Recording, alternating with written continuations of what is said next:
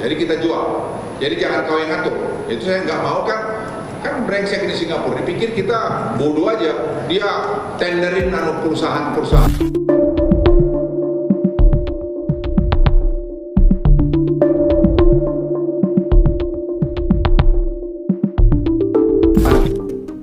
Suatu pagi di Singapura, orang-orang bangun tidur ngidupin lampu, tapi kok nggak nyala.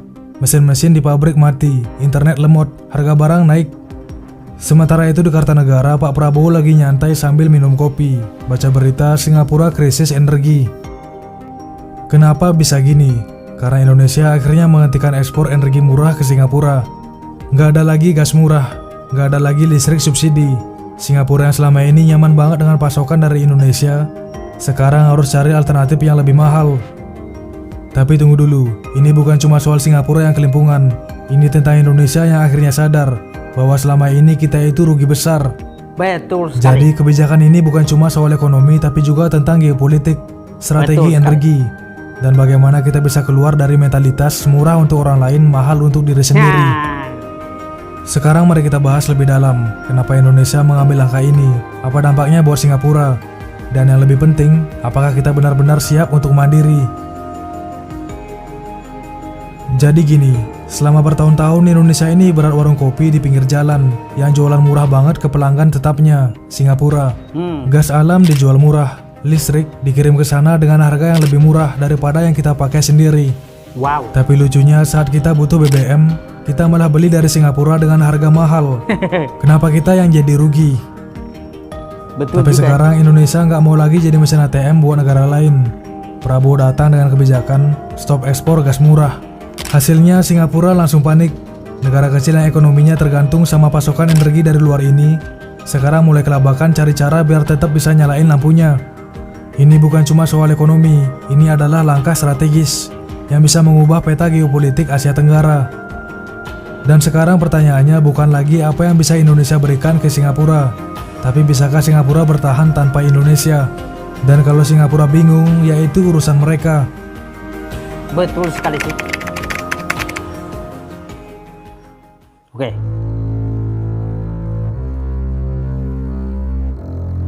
Jadi intinya gini, negara yang menguasai energi menguasai dunia di sekitarnya. Dan ini sudah terjadi di Rusia ke negara sekitarnya di Eropa. Wow. Nah sekarang negara kecil yang ekonominya sangat bergantung pada sumber daya dari luar ini menghadapi ancaman serius. Harga listrik akan melonjak, biaya operasional industri naik, dan kebijakan ekonominya goyah. Dan semua ini terjadi karena satu keputusan berani dari Presiden Prabowo Subianto, yang pada akhirnya hal ini berpotensi menjadikan Indonesia penguasa baru dalam dinamika energi regional. Keputusan Presiden Prabowo untuk menghentikan ekspor gas dan listrik murah diumumkan melalui kanal YouTube Sekretariat Presiden pada 20 Januari 2025. Pengumuman ini dilakukan bersamaan dengan peresmian 37 proyek strategis ketenaga listrikan nasional yang mencakup 26 pembangkit listrik dan 11 transmisi, serta gardu induk di 18 provinsi. Wow. Ini adalah sebuah simbol bahwa Indonesia kini serius dalam membangun kemandirian energinya. Tapi kenapa keputusan ini begitu mengejutkan? Karena coba kalian pikirin, selama bertahun-tahun Indonesia terus mengalirkan gas murah ke Singapura yang mencapai 160-180 miliar British thermal unit per hari. Dari jumlah ini hampir 60% pasokannya berasal dari Indonesia. Waduh. Dan yang lebih menyakitkan, harga gas yang dijual ke Singapura ternyata lebih murah dibandingkan harga di dalam negeri. Sementara itu Indonesia justru mengimpor BBM dari Singapura dengan harga yang jauh lebih tinggi. Artinya selama ini ada ketidakseimbangan yang merugikan Indonesia. Negara ini menjual gas murah, lalu membeli BBM mahal dari Singapura. Miris banget kan? Waduh.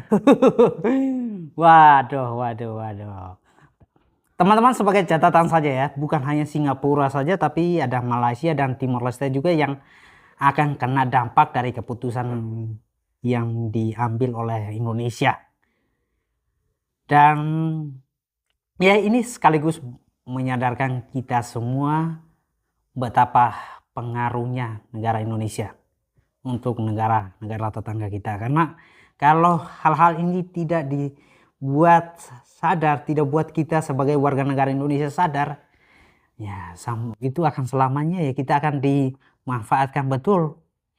Bayangin saja, kita di sini berjuang mati-matian dengan kos yang sangat mahal, sedangkan ada negara yang hampir 60% mereka mendapatkan suplai dari Indonesia dengan harga yang murah.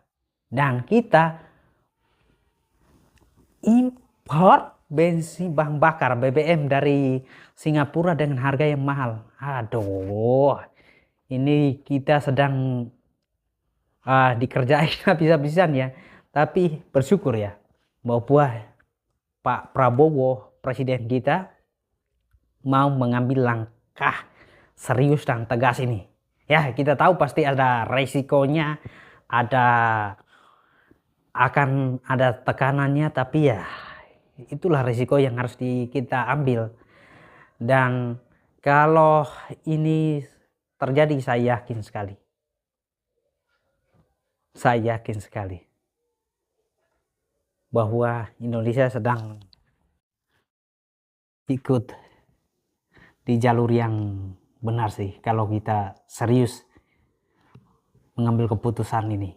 Kita tahu bahwa sebelumnya juga Indonesia serius untuk menghentikan ekspor nikel mentah, terus juga kelapa sawit. Kan negara-negara Eropa itu membuat negara Eropa itu tidak terima.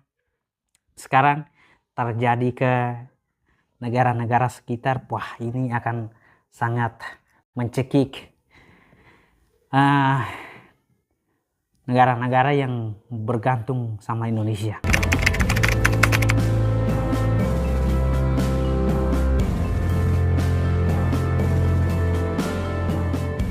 Buat Singapura, keputusan ini adalah pukulan telak.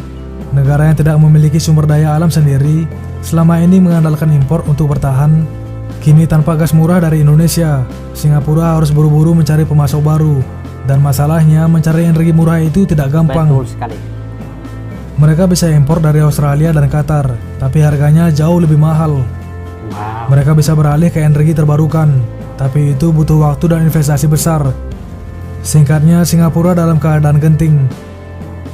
Dan bukan hanya Singapura yang kena dampaknya. Ya. Malaysia dan Timor Leste juga menghadapi tantangan besar karena selama ini bergantung pada energi Indonesia.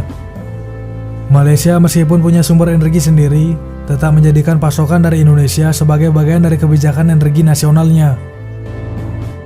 Timor Leste yang baru mulai merancang kemandirian energi harus berpikir keras bagaimana bertahan tanpa pasokan dari Indonesia. Kebijakan ini menandakan satu hal, Indonesia kini menjadi pemain utama dalam politik energi di Asia Tenggara. Betul sekali.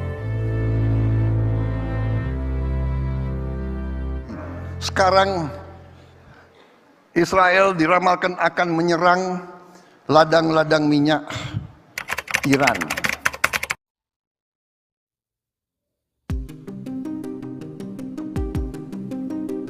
Tapi nggak hanya itu, Indonesia juga sedang mengembangkan energi terbarukan.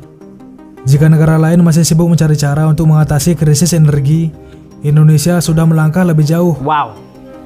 Prabowo melihat bahwa Indonesia punya potensi besar dalam biofuel, terutama dari jagung, tebu, dan kelapa sawit. Produk unggulan seperti B100, biodiesel 100% dari kelapa sawit, membuktikan bahwa Indonesia siap memasuki era baru dalam transisi energi bersih. Dengan strategi ini, Indonesia tidak hanya akan memenuhi kebutuhan dalam negeri, tapi juga menjadi pemasok utama energi terbarukan untuk Asia dan Eropa. Wow. Dan ini bukan cuma soal ekonomi, ini juga soal geopolitik dan pertahanan. Sejarah membuktikan, negara yang menguasai energi menguasai dunia. Coba lihat Rusia dalam konfliknya dengan Ukraina. Rusia memutus pasokan gas ke Eropa sebagai strategi politik dan efeknya luar biasa. Betul sih. Harga energi melonjak, ekonomi negara-negara Eropa terguncang, dan mereka harus berpikir ulang soal ketergantungan pada Rusia. Indonesia sedang berpotensi melakukan hal yang mirip, tapi dalam skala yang berbeda, dengan menghentikan ekspor energi murah. Indonesia mengamankan sumber dayanya sendiri, memperkuat ekonominya, dan menegaskan posisinya di panggung dunia.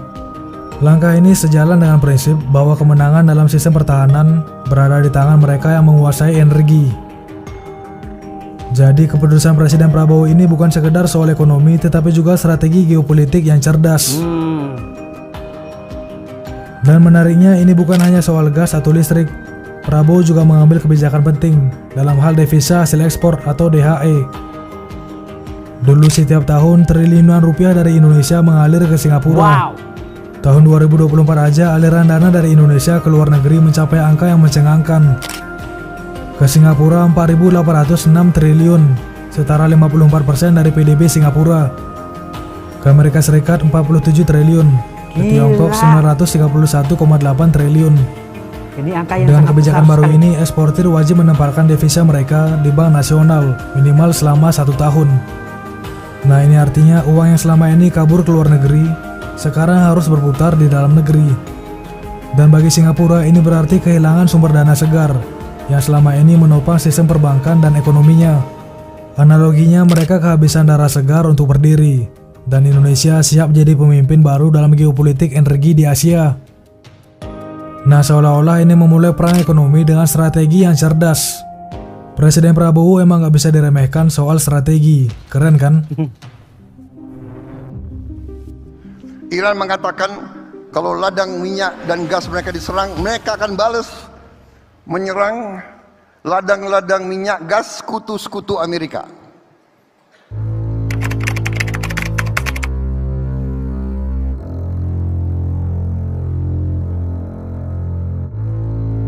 Indonesia akhirnya sadar kalau selama ini kita lebih sering jadi tukang servis energi buat negara lain, sementara rakyatnya sendiri harus bayar lebih mahal. Nah, keputusan Presiden Prabowo untuk menghentikan ekspor energi murah bukan cuma soal langkah ekonomi, tapi juga pernyataan tegas. Indonesia nggak mau lagi jadi mesin ATM buat negara lain, atau bahkan kita nggak mau lagi jadi sapi perah. Ya, betul sekali. Dampaknya Singapura goyang. Negara kecil yang selama ini hidup nyaman dengan pasokan energi murah dari Indonesia yang kita suapin dengan harga murah, sekarang harus berpikir keras gimana caranya bertahan kalau mereka impor dari Australia dan Qatar harganya jauh lebih mahal. Nah, sementara itu Indonesia justru beralih ke energi terbarukan, memperkuat ketahanan ekonomi dan memastikan sumber daya kita lebih banyak dinikmati sendiri.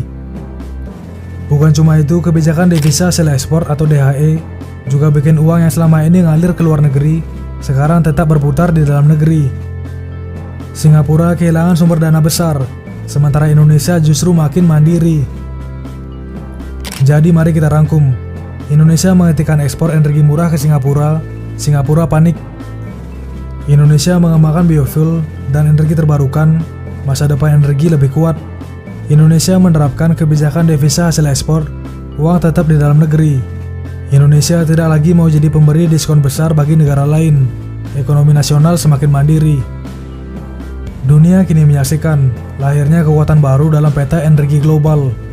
Indonesia yang dulu hanya menjadi pemasok energi murah bagi negara lain, kini berani mengambil kendali atas kekayaannya sendiri. Dan sekarang pertanyaannya bukan lagi apa yang bisa Indonesia berikan ke Singapura, tapi bisakah Singapura bertahan tanpa Indonesia? Betul sekali. Nah, diskusikan pendapat kalian di kolom komentar video ini. Karena diskusi kalian yang akan membawa topik ini jauh lebih berkembang. Dan subscribe WikiWek jika kalian suka dengan pembahasan geopolitik Indonesia di mata dunia. Terima kasih.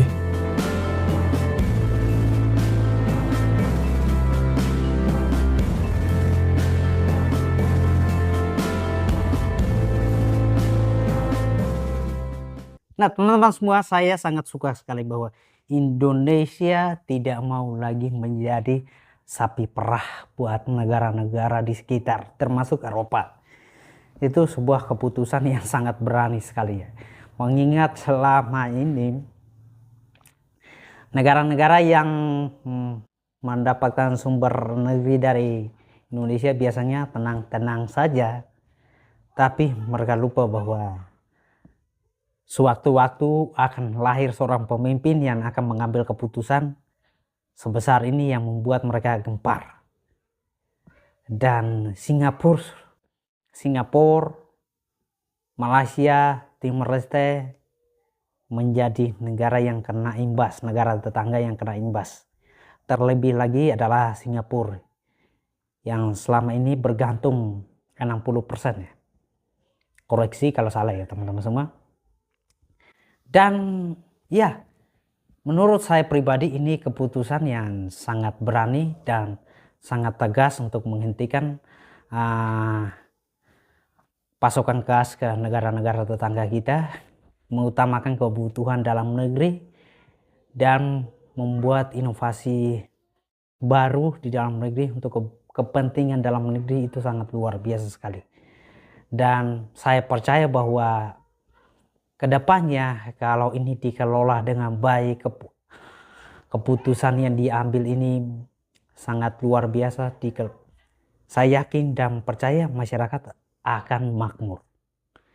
Seluruh masyarakat Indonesia akan makmur, akan mendapatkan upah kerja yang mensejahterakan, dan terjadi pembangunan yang sangat dahsyat di dalam negeri, sehingga angka kemiskinan pun setidaknya berkurang dan kualitas SDM itu diproduksi dengan sangat banyak. Saya percaya ke hal-hal seperti itu ya teman-teman. Kalau keputusan ini benar-benar dilaksanakan dengan baik, saya yakin negara Indonesia akan menjadi salah satu negara yang memiliki peranan yang sangat penting sekali di dunia geopolitik ya teman-teman semua. Dan ya, harapan kita semua ya keputusan-keputusan yang sudah diambil oleh Indonesia, yang diambil oleh pemerintah itu bisa mendapatkan keuntungan atau mendatangkan keuntungan untuk masyarakatnya, yaitu seluruh masyarakat Indonesia, sehingga tidak ada lagi warga Indonesia yang memilih untuk kabur ke negara orang. Dan ya, kita pantau terus perkembangannya seperti apa, dan tetap dukung negara Indonesia kita. Peace.